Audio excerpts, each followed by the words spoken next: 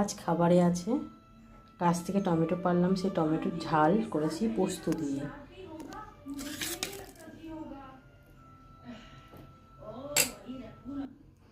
আর আছে মাংসর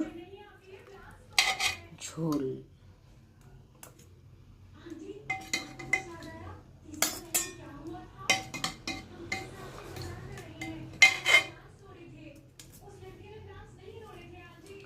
ছেলেকে দিলাম, ছেলেকে 2 পিসি দিই, বেশি দেবো না।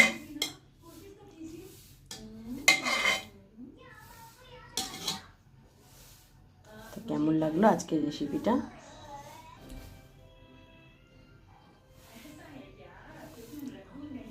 আজকের রেসিপিটা ভালো লাগলে কমেন্ট করে জানাবেন, আর যার যার খেতে ভালো লাগে আমাদের বাড়ি চলে আসবেন, রান্না করে এরকমভাবেই খাইয়ে দেবো আপনাদের। Good afternoon.